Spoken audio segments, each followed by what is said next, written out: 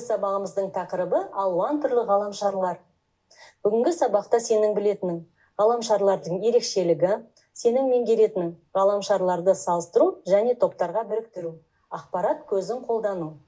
Күн жүйесінде 8 ғаламшар бар екенін білесің.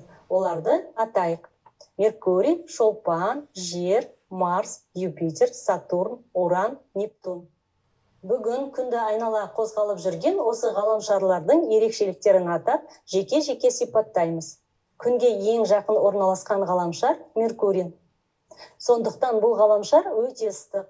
Сонымен қатар Меркурий массасы жағынан ең жеңіл ғаламшар. Күннен алыстауына қарай екінші орналасқан ғаламшар Шолпан. Шолпан аспанда таңға жоқ және кешке қарай көрінетін жұлдыз. Біздің жер ғаламшарымыз күннен алыстауына қарай үшінші орналасқан ғаламшар. Онда өсімдік, жануар және адамның тіршілігіне қолайлы орта бар. Біздің ғаламшарымыздың көп бөлігін су алып жатыр. Марс күн жүйесінің 4-ші ғаламшары. Жерден 2 еседей кіші. Марс бетінде қызғылт сары дақтары бар. Сондықтан оны қазақша қызыл жұлдыз деп те атайды. Марстың 2 серігі бар. Юпитер күн жүйесінің 5-ші ғаламшары. Ол жерден 11 есе үлкен. Юпитер ең алып ғаламшар. Сатурн күн жүйесінің 6-шы ғаламшары. Ол массасы жағынан 2-ші алып ғаламшар. Бұл ғаламшардың айқын көрінетін сақиналары болады. Уран күн жүйесінің 7-ші ғаламшары. Ол ең суық ғаламшар. Уран құрамына мұз кіреді, сондықтан көгілдір түсті болып көрінеді. Нептун күннен ең алыс орналасқан ғаламшар. Онда өте қатты жел соғады. Меркурий, Шолпан, Жер, Марс жер тобындағы ғаламшарларды құрайды.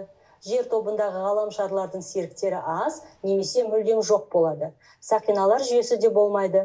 Олардың беткі қабаты қатты. Бұл ғаламшарлар күнге жақын орналасады. Алып ғаламшарлардың қатты қабаты болмайды. Олар күннен өте алыс орналасқан. Мөлшері мен массасы бойынша олар өте үлкен. Алып ғаламшарлардың серіктері өте көп болады. Енді ойлан, ғаламшарлар туралы бүгінгі сабақта білгеніңді қолдана отырып, Жер мен Сатурнды салыстыр.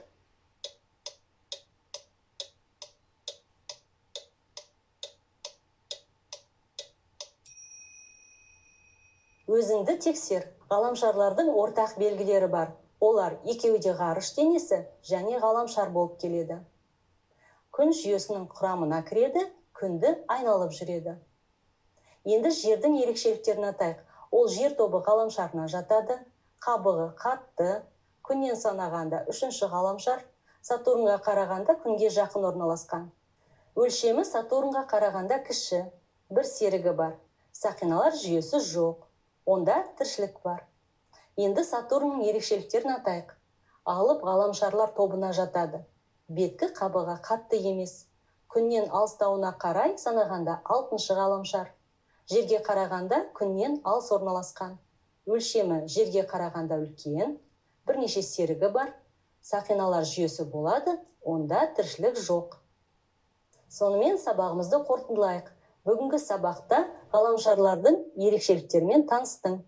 Күн жүйесінің ғаламшарлары жер тобы және алып ғаламшарлар деген топтарға біріктірілетінін білдің. Алынған ақпаратты қолданып, ғаламшарларды салыстырып үйрендің.